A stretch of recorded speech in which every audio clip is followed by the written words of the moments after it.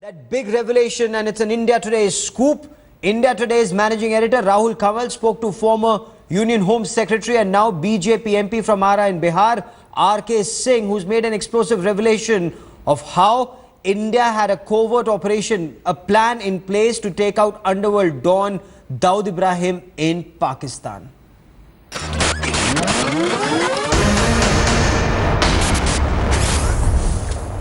India has put together yet another dossier on Dawood Ibrahim, but how many dossiers are we going to prepare and what are we going to do with it? I'm in hot pursuit today of former Home Secretary and BJP MP RK Singh. So welcome. Yet another dossier has been put together on Dawood Ibrahim. Now we don't have an opportunity to present this to the Pakistani NSA. After all, how many dossiers are we going to put together and what are we going to do with it, sir? That's exactly the right question. It won't serve any purpose. You can give any number of dossiers to Pakistan. You can give very clinching evidence, totally clinching evidence. Pakistan is never going to accept that they have Dawood on their soil, that they are giving him shelter. They'll never accept that. They know that we know that Dawood is there, but they will never accept it, let alone hand him over. You know, Pakistan is the type of a country which gave shelter to Osama bin Laden while at the highest levels the president kept assuring the United States that Osama bin Laden was not in Pakistan. Absolutely. Whereas he had been giving shelter just beside their officers training school, military officers training school. They kept on assuring the United States that Mullah Omar was not in Pakistan. And even while drawing aid from the United States, the United States was their biggest patron. While all the time giving him shelter, giving him treatment. And they revealed that Mullah Omar had died only 2 years after he died, after they ensured that the succession was managed according to their desires and that the successor was somebody who was pro-Pakistan. They kept on taking money from the Americans and at the same time giving shelter to the Taliban who bleed the Americans every day. That's the type of country you are dealing with. So to expect that Pakistan will accept that Dawood is there or recognize the veracity of the evidence and say, sorry, and we are handing over, is living in a fool's paradise. In such a situation, how do you deal with Dawood's presence on Pakistani soil? No, there's only one way, and that is covert operation. And that is something which we need to try. Other countries have tried it. The United States did it. Israel has done it in the past. We need to do it. But the problem with covert operations is the moment you utter the word covert, Pakistan snaps back to say, how dare you even think about it? Don't forget that we're a nuclear-armed neighbor and we will come back at you. Any violation of the line of control of the international boundary will be thought of as an act of war. How do you deal with that? You have to be prepared for it.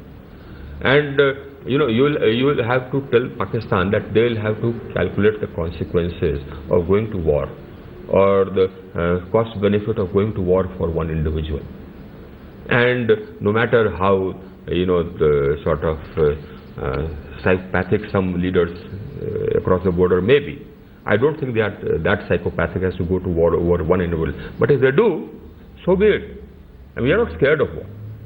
But if somebody attacks India through proxies, kills 257 people, wounds 800 odd, and that means carries out an invasion on Indian soil by unconventional means, it's called unconventional warfare, we will hit back. That is the message you need to send. Otherwise, he'll keep on hitting you as he's doing. But it's been 15 months that Prime Minister Modi has been in power, and so far we haven't seen any concrete action against Dawood Ibrahim or against Hafiz Saeed. Do you think this government has been slow in acting against Dawood and Hafiz? If I were in a position to advise the Prime Minister, I would advise him that we need to work out a covert operation and try it. You see, Pakistan must understand, this message must go, that we will not stand by while you give shelter to our terrorists, to the terrorists who have attacked us, who have shed Indian blood. We will not stand by. No, but there are two ways of possibly planning this attack. One is to go in with your special forces like the United States did in the Osama bin Laden Abbottabad takeout. The other is to hire local militia or elements operating within Pakistan, engage them to go and do your dirty work for you. Which of the two do you think is a better strategy? You will have to, I think, look at both. And I mean, today I don't think that we can say that this is the only thing which will work. No. You have to work out the logistics and see the reliability of different options and then go ahead. Have we tried an operation of this nature ever in the past? Have there been any attempts? I haven't gone through the files. I haven't seen the files concerned. But I do believe that I got information from some sources that some sort of an operation like this was being put together before it was blown by the action of some Mumbai cops. Tell us a little bit more what happened. The Mumbai police... Probably the Mumbai police got to know from somewhere that some people were being trained and that these people were naturally wanted by the Mumbai police. So I believe that this is what I heard, that Mumbai police landed up to arrest those people. So the whole operation was blown. When did this happen? At the time of the... As I said, I haven't seen the file. Or during the Vajpayee government or before that? No, I believe this was during the Vajpayee government, but this is something which I've heard. I have not seen the files. Yeah. But you're saying that within government circles, you'd heard about an operation that was being planned to take down Dawood Ibrahim on Pakistani soil? I heard from some sources. And somebody in the Mumbai police got to know about this? In the Mumbai police, yeah. So there are elements in the Mumbai police who are constantly in touch with Dawood's gang? And somebody fed the Mumbai police information that so and so is here. Now who would benefit from that? Politicians, you think? Maybe? No.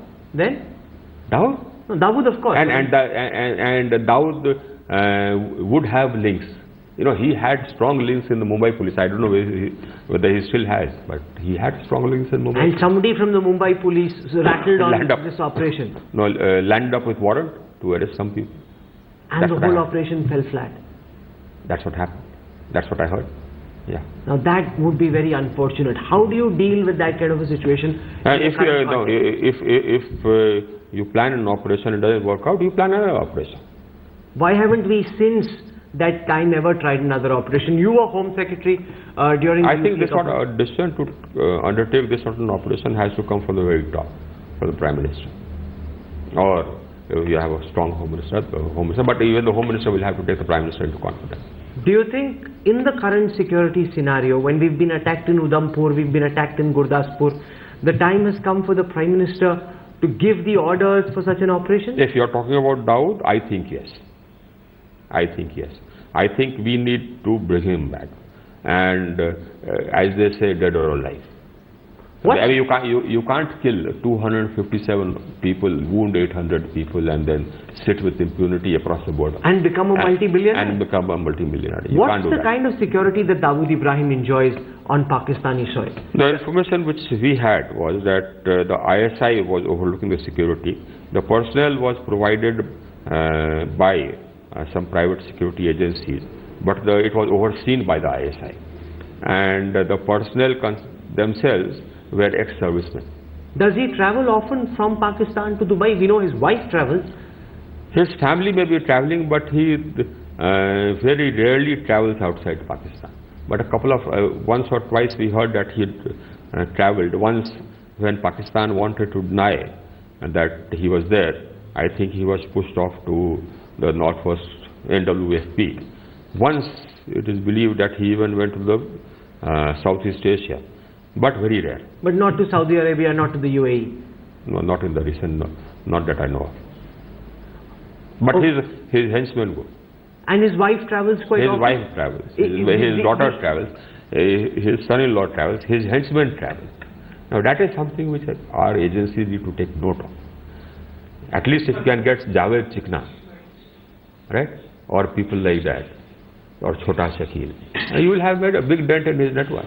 And we need to dent that network, because that is a network which Pakistan uses and can use in the future.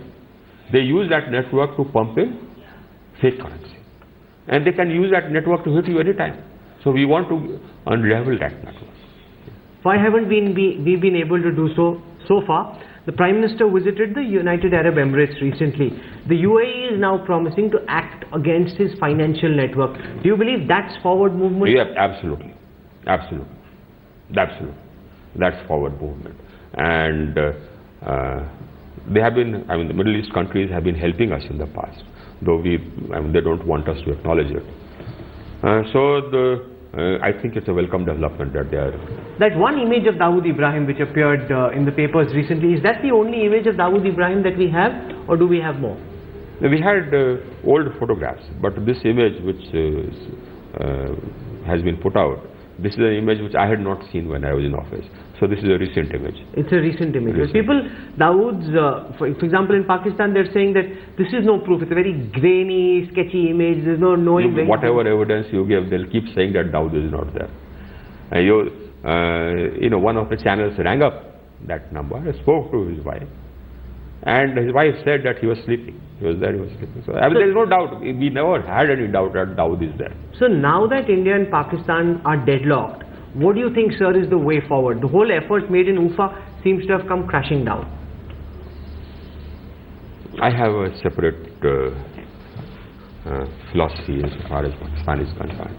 I believe that talking to Pakistan on terrorism is not going to help at all. So what do you do with it? Because Pakistan will never acknowledge that they give shelter to terrorists, that they train terrorists, that they equip terrorists, that they send them across, or that they help the terrorist groups to plan the operation and conduct the operation. They'll never accept that.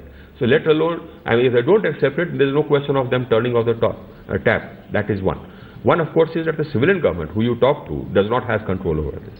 And this message was sent across by the military, Pakistan military, soon after UFA, when this Gurdaspur happened and when Udhampur happened. That was a message from Pakistan military. Who controls this? Pakistan military does. You don't talk to him. Even if you do talk to him, the Pakistan military will never accept that they're doing this. And they will never stop it. Because they believe, in a sort of thousand cuts, and they believe it in constant state of war with India. That is what gives them salience. So philosophically, as far as policy is concerned, the Pakistan military is not going to stop this. They are not going to stop this until and unless you levy a cost on it. Until and unless they know that you have the will to hit back and the capability to hit back, and that you will hit back if they hit us. Now that is the message we need to send across. And the only way of sending across that message is to do it. To display this, to show this, that we have the capability of hitting you back. And hitting you back so that it hurts, in equal measure, if not more. And we have the will to do it. So you're saying that we will do it. That's the only way. That is one. And the second thing is, talks are futile. And the only thing which the talks do is help Pakistan regain its credibility, help the civilian government regain its credibility internally, and help Pakistan regain its credibility internationally. So you're saying ignore Pakistan, deal with them militarily, and continue with and deal with them physically, operation-wise. And do not talk to them, do not engage with them across the table, because you are only, you are not going to get anything out of it. Until and unless this message has been sent, and until and unless this message has sunk in, that you hit me, I'll hit you back. Once you have this, you have sent across this message, once this message has sunk in, then they will talk to you, seriously. But without that, why should they talk to you? They keep hitting you, you don't hit back. Why should they talk to you?